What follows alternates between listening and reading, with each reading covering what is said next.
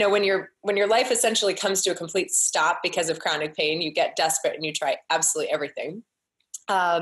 Nothing would work for me. And that is when, kind of at the end of my rope, I decided to figure out a solution for myself. And that's what led me to the method that I've created and that I've now been sharing for over 10 years. Empowering you organically, delivering content you trust with results you love.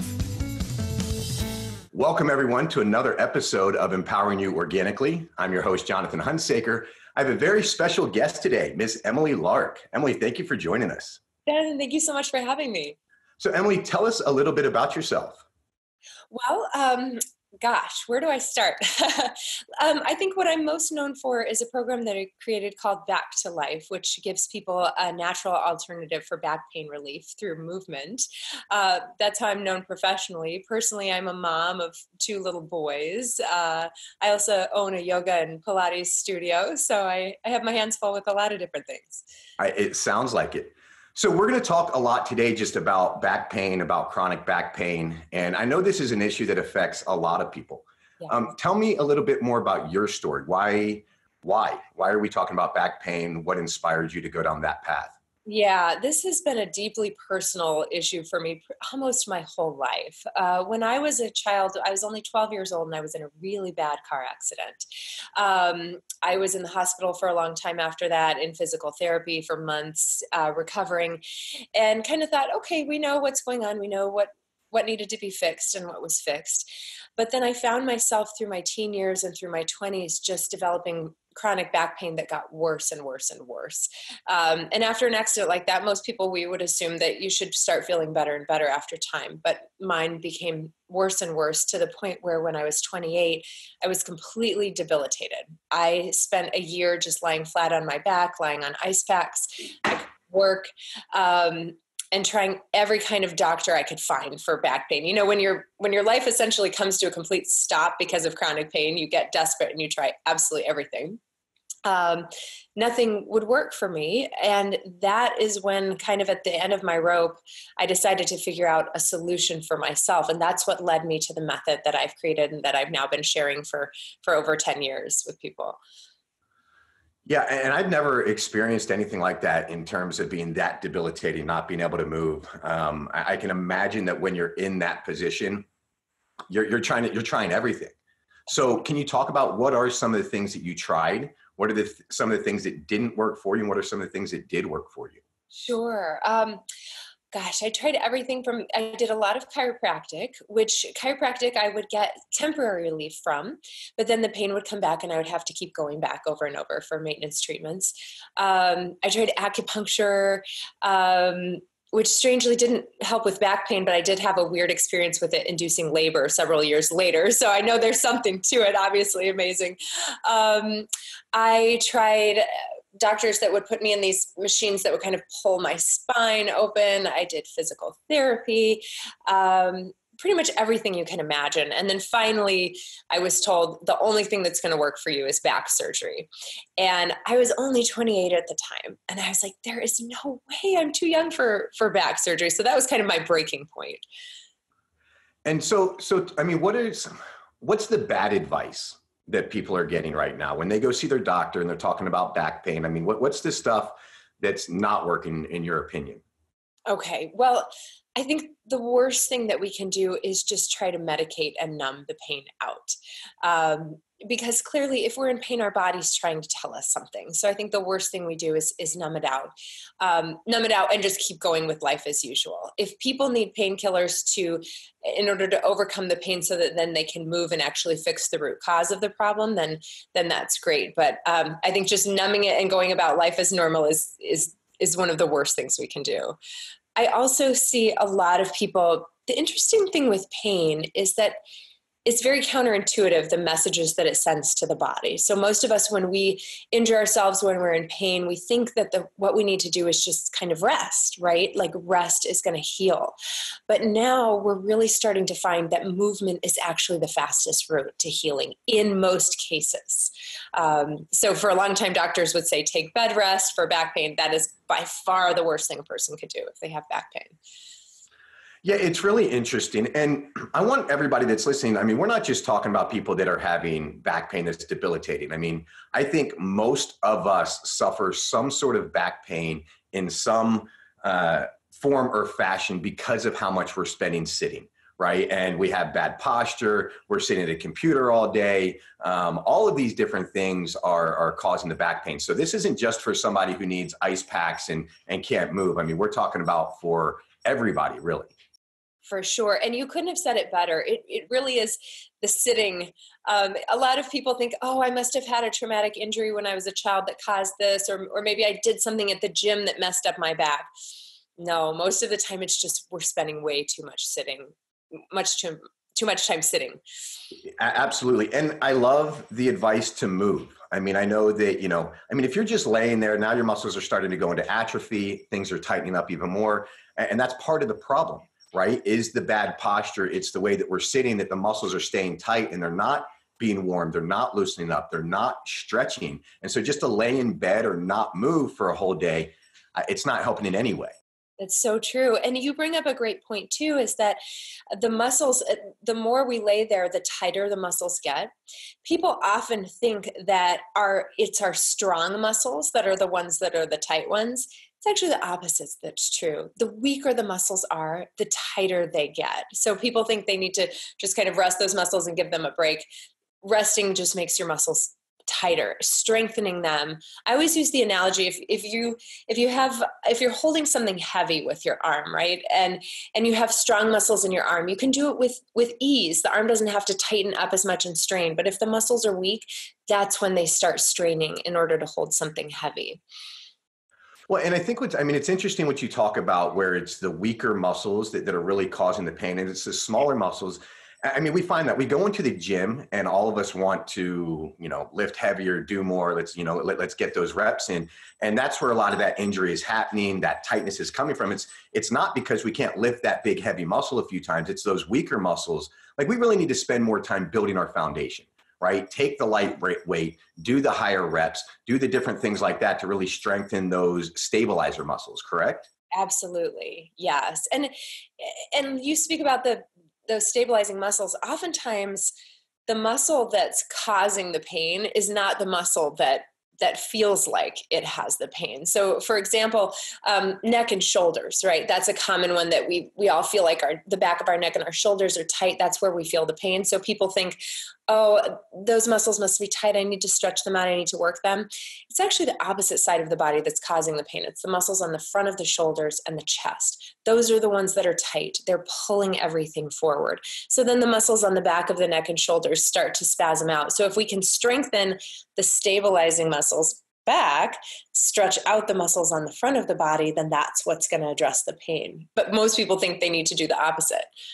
And it's a big problem that I have. Like, I spend a lot of time in the gym doing face pulls, right? It's with the rope and you're pulling like this so I can pull my shoulders back, because I've spent 20 years in front of a computer, hunched over, maybe not 20, so 15 years in front of a computer.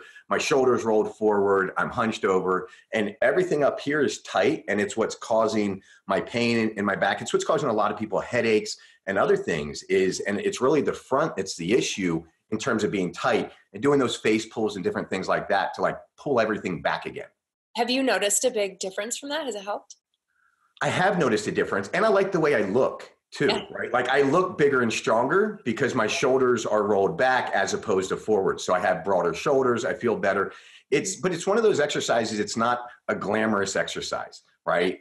For a guy, right, we want to be in the gym. We want to do curls and get big biceps. Like, biceps are all that matter, right? Yeah. And so it's doing those little things that it's really making a difference. And it's really moving more, working out more is helping my entire body feel better. But it's those corrective exercises that are making the biggest difference in my day-to-day life. Yeah, you're correcting the imbalances that your life causes. You're fixing them in the gym. Exactly. So let's talk about what are some just things that people can do every day, right? So if they're experiencing back problems, neck problems, things like that, what are some stretches they can do? What advice do you give? Just like, hey, if you do nothing, do these 3 things. Okay, I'll give you my top 3. So let's start with the neck and shoulders. what you're doing absolutely is right. The rows to strengthen the upper back. For people when they're not at the gym though and don't have that available, my favorite stretch to show people that can also help bring those shoulders back in alignment is a doorway stretch, where you go into a doorway with your elbows on the side like goalposts. You lean the chest forward and you hold for just 30 seconds. Then you can work your elbows up a little bit, you can work them down, but you want to feel that stretch in the front of the chest. I try to tell people to remember to do it just 3 times a day. Get up for 30 seconds and stretch that out. You will start to feel within a day or two immediate relief in your neck and shoulders. So that's number 1. Number 2 is strengthening your core, your abdominal muscles, specifically the ones in the lower abdomen region. When we think of core strength, a lot of people think of doing sit-ups and crunches for that, but we want to focus on the lower muscles, kind of the area of the muscles right below your belly button. And a great way to strengthen those, again, if you're not at the gym, you can do this at your desk at work, sitting at your chair. All you do is sit up really tall, and then you just lift one knee up and pull the belly in. Then you lower it down and lift the other one up. That's going to activate those lower abdominal muscles. You can do a marching movement. You can lift and hold. That will activate them. The third thing I like to tell people to do is to try to move the spine in all 6 directions at least once a day. And so that would be a forward bend, a back bend, side bend to the right, side bend to the left, and then a twist. And a twist. And again, those are things you can do sitting in your chair at work as well. These don't need to take up a lot of your time. You don't need to stop everything you're doing in order to keep the spine healthy. I think that's great advice. What about, I mean, if somebody's really tight or they're experiencing pain, how do they know how far to stretch or how long to hold? I mean, I know that we have to listen to our bodies. Sometimes that's tough when we're experiencing pain. Like, it hurts so good. Right. And so we push it just a little bit more, thinking that that's going to make it better. What's a good way for people to really judge if they're doing too much or not enough? That's a great question. I always tell people with stretches, you want to ease into it, because if you try to push too hard into a stretch, your body actually gives the opposite reaction of tensing up the muscles. So I always advise people to start in a stretch where you feel that edge, but you're not feeling any pain. You're not feeling horrible amounts of tension. And then using the breath, breathing in and out through the nose, actually has a very calming effect on the nervous system. And it actually, if you think of your breath kind of communicating directly with your muscles, that will help the muscles start to release rather than pushing them into it. Try to breathe into those muscles. And then as far as holding, you always want to hold a stretch for at least 30 seconds. I mean, what are some simple ways that people can really just change the way they're sitting and standing to know that they're doing good and fixing rather than contributing to the problem? Yeah, so I like to call it stacking your posture. So I'll start with standing. So we'll stack up from the feet, and then you can also apply this to sitting too. So when you're standing, always try to stand with your feet lined up with your hip bones, with your toes straight forward. A lot of people will stand with the toes turned out, and then the knees start to roll in. We roll in on the arches of the feet. So if you think of standing with the feet straight forward and then slightly lifting your arches, you'll feel the ankles stop rolling together and the knees stop knocking together. So that's just going to help prevent some of the daily wear and tear on the knees. From there, we kind of work our way up to the low belly. I always advise people, as much as we can remember, try to draw the low belly in. Obviously, if we're doing relaxation like meditation, we want to breathe deeply, great. But as a rule throughout your day, try to keep the low belly engaged, and then a little squeeze to the glutes. That's kind of like the perfect sandwich for your low back between the glutes and the low belly. They come together to support the lumbar spine. Then we want to just start stacking. So we want the shoulders to draw back right over the hips rather than forward. Then we want to draw the ears back right over the shoulders. And a great test for this to see if you're standing up as tall as you could be is to go stand with your back against a wall and try to see if you can get your shoulder blades to touch the wall, the back of your head to touch the wall at the same time. And then here's the kicker, see if you can get your low ribs to touch the wall at the same time. Because usually we have a seesaw effect where one touches and the other goes back. If you can get all 3 of those, head, shoulders, and low ribs to touch the wall, you're in good shape. If not, just try standing like that and pressing into the wall, and you'll make a big difference for your body. I mean, it's interesting when you start getting intentional, right? Because we do so many of these things and it's not intentional. We're just sitting and we're working, we're standing. I remember last year I was training to run my first marathon. I went and saw a coach to learn about chi running, which is just a better way to run that's easier on your joints. And it's all about posture. And that was one of the big things that I learned was my feet being in, how do I position my body so that I'm not straining muscles I don't need to, and I'm really in balance. And it's just one of those things we don't think about. But if we think about it, then it makes a world of difference, right? And it's just a matter of how can we be conscious and intentional about it all throughout the day. For me, it's Post-it notes on my computer. It's Post-it notes on my mirrors. It's all of that just to remember. And I think if you're having back pain, if you're having these issues, it's not going to go away by taking some pain pills. It's not going to go away by stretching once a week. Like, you've got to be really intentional about all of it, getting the stretching in, standing properly, squeezing your glutes, doing all of these things. And it seems weird at first, right? It's like, I only did it once today. But that's where everybody starts, right? Do it once that day and then start doing it twice and 3 times and 5 times. And before you know it, it's just how you stand. It's just how you sit. Absolutely. And I'm a big Post-it note fan too. That's how I remember to do everything as well. I also set reminders on my phone. Sometimes I'll say, set a reminder for every 30 minutes just to sit up straight, because I'm just as guilty of it as everyone else, the slouching while I'm working. You just get caught up in what you're doing, and then the body just starts to kind of crumble. Absolutely. Talk to me for a second on your take on massage therapy, on seeing chiropractors, seeing things like that are, that's our normal go-to. Yeah. So I think all of those things are wonderful. And I think they can have wonderful benefits for people. However, I'm a big fan of taking the control into our hands first and taking responsibility for our bodies first. And so I found that when I'm moving my body in the way that I need to be moving it, I don't feel the need to go to a masseuse. I don't feel the need to go to chiropractors.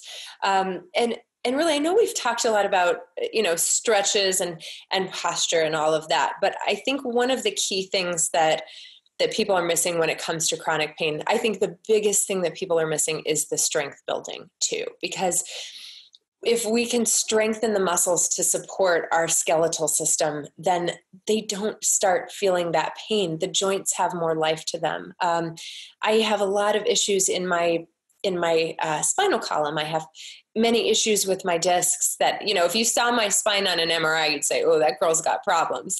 But I'm pain-free because I've trained my muscles to be able to hold our bones. Our muscles are supposed to hold our bodies up, not our bones relying on the joints. And yeah, and I'm with you. I mean, I like chiropractic, but if you go get adjusted and your muscles are out of whack or pulling things the wrong way or they're tight, it's just going to pull you right back out of adjustment. It can almost happen that day, right? Yeah. Or a couple of days. And so if you're going to get that, I mean, I do suggest getting a massage and an adjustment. But the ultimate long-term adjustment is building up the muscles to doing the corrective exercises so that it's not constantly pulling you in the wrong way, right? And it's not constantly pulling you out of alignment. You don't need to go to the gym, right? I mean, there's a lot that can be done with just body weight exercises. There's a lot that can be done with bands, bands that you hook on a doorknob or a door frame. I think that exercising gets blown out of proportion, right? We need to go to the gym. We need to put 60 minutes in and we need this membership and it has to be this big old ordeal, when really you can keep watching your television show at night and get out some exercise bands and some stretching straps and make that 30 minutes productive. And just doing that for a month will make a world of difference. And you don't have to change your routine at all. It's so true. I think whoever decided that we need an hour-long workout did such a disservice to people's health, because that can be a really hard goal to attain. So we get this all or nothing mindset. But yeah, just a few simple strengthening exercises at night or even built out in throughout your day make a massive difference. Yeah, and I think the other challenge in our society is everybody wants the quick fix. So I'll just go to the chiropractor. I'll take 2 of these pills. I'll do a couple of things.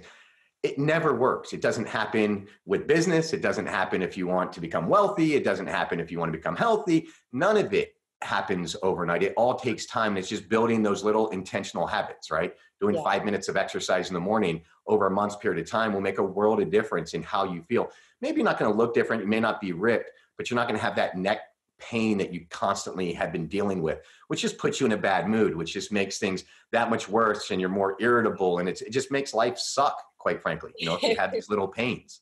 That's right. Yeah, it's hard to work on full steam when you've got that dragging you down. And you're right.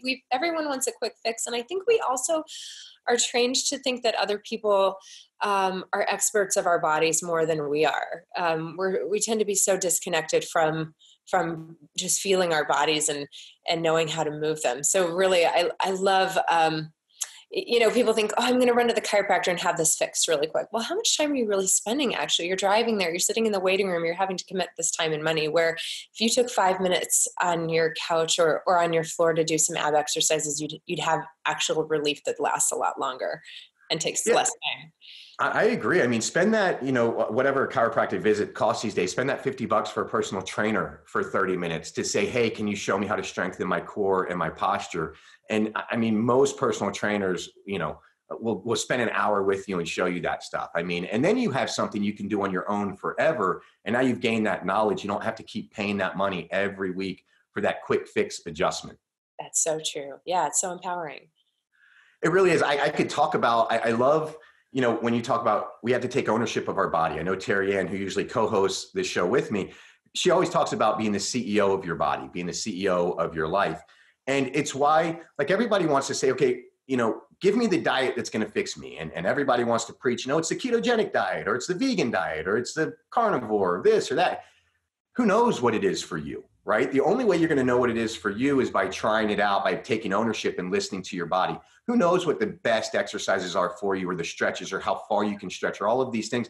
Like, let's stop being lazy with our lives and trying to have somebody else fix it, and figure out what we need to do for ourselves. Because it really doesn't take long, like, to correct yourself. I mean, you can do it in 30 days, 60 days, 90 days, and make a world of difference in your life. And then it stays that way forever if you keep up those habits. Yeah, absolutely. And it can take even shorter. I mean, I've seen people within just a day or two, make massive. That's actually how my story was. For years I had suffered with pain. And then when I discovered the right sequence of movements, it was literally almost overnight for me. But I think there's kind of that scary point when we make the transition from, like you said, rather than looking for other people to figure this out for us or tell us what to do. I don't know about you, but like, I reached that point in my life where I was like, nobody knows how to help me. These experts don't know how to help me. And it freaked me out. And I felt hopeless because nothing was working. And then to go from that kind of hopelessness to empowerment of, oh, I can figure this out on my own. It's a very big mindset shift to make. And there's just no excuse nowadays with all of the information that's out there, that's online, and all of these things. There's no excuse not to take ownership of your life and figure it out. And speaking of that, because I know that we're only going to cover so much in a 30-minute podcast. Tell people more about your site. Tell people more about what you have to offer, how they can learn more from you. Because I think that's important too, is to understand that let's get a guide, let's get a coach, let's have somebody who's been there, who's done that, to show us. That's why I feel differently about a chiropractor versus a personal trainer. Right? The chiropractor is that one time, and he's not necessarily going to fix you forever. Whereas a personal trainer or coach can give you the information, the knowledge that now you can do it on your own to make that difference. What are you offering for people? How can they come find you as a coach? Sure. So actually what I have is it's a video program for people, DVDs or digital links that people can use to access the program. Basically, the program has 3 levels of videos, so people can start slowly and work their way into it. It begins with just a 10-minute routine that people can do once a day sitting in their chair. So everything we've talked about, from the core strength to the stretching, just 10 minutes a day sitting in your chair at work or at the kitchen table. Then it progresses into a 20-minute video and then a 30-minute video. But they're all meant to just teach the exercises in a way that your body can kind of repair all of the damage that we do on a daily basis without realizing it, and kind of fix all of the imbalances from an internal way that sticks, and then move on to living pain-free from there. Awesome. It's interesting because the challenge is, right, we have so much information out there. We could go to YouTube and type stuff in, and you could find a bunch of videos, but who knows which ones to listen to and which ones not to listen to. So we live in an era where there's a ton of information. Now it's just a matter of deciphering what information to listen to. right? And that's why we do this podcast, to really bring forward the stuff that we know that's working. And that's why I love that you offer videos.